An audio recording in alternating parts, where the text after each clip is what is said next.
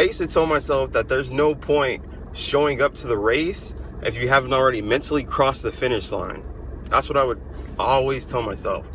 But I've come to the conclusion that if there even is a finish line, you're going for the wrong thing for the wrong reasons, and it'll be that much harder. There shouldn't ever be a finale. There shouldn't ever be a finish line.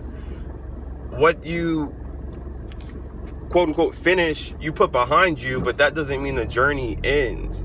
That doesn't mean that destination is solidified. You know, don't expect to get to this one particular place and everything's all well said and done, you know? As a father, I often look at things as if I often look at things black and white, right? I can never stop being the best father that I can be as long as I'm alive.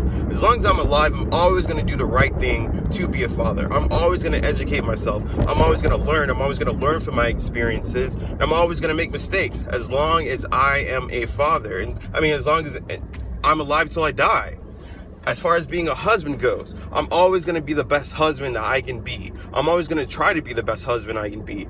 I'm never going to ever cap, right? Because I'm in a growing process, you know? There is no finish line to the best husband. There is no finish line to the best Terrence ever.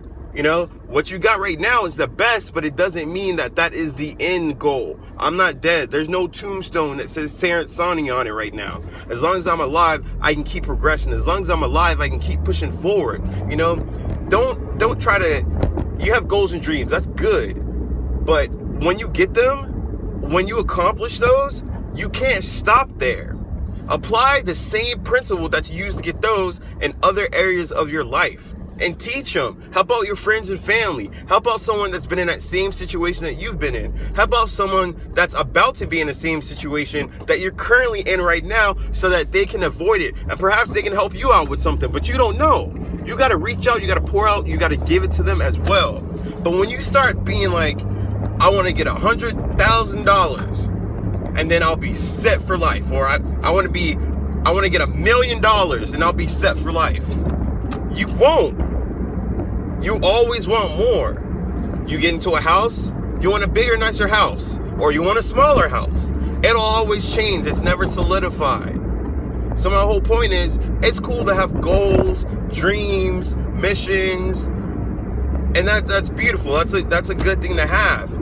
But when you start looking at that as an end goal, as a result, as a cure to any kind of medicine that you have, it won't work. There'll always be a need to go forward or backwards.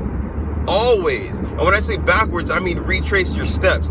I don't mean disregard all the work that you've done previously. What I mean is, sometimes in order to go forward, you have to look at everything you've done previously. That way you don't make the same mistakes. That's how you progress. You can't get a black belt without doing everything that it took to be a white belt. Some schools, they don't even give you a belt until you've gone through steps A, B, and C, and then you actually get a white belt. Some schools go ahead and just give you the white belt from the jump.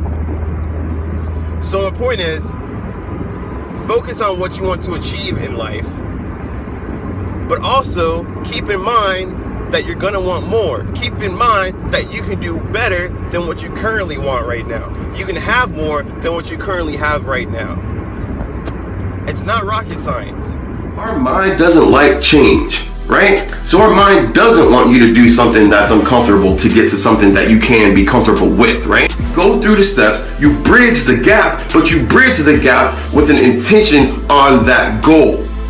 Don't glorify the outcome, glorify what it took to get there. My life got turned completely upside down and everything changed. You do not have a guarantee that you're going to be alive tomorrow. You do not know. If you open up a door, will it lead to where you want to go? Do you have an educated guess? The reason why I say that is because I worked a job where I got backdoored and betrayed.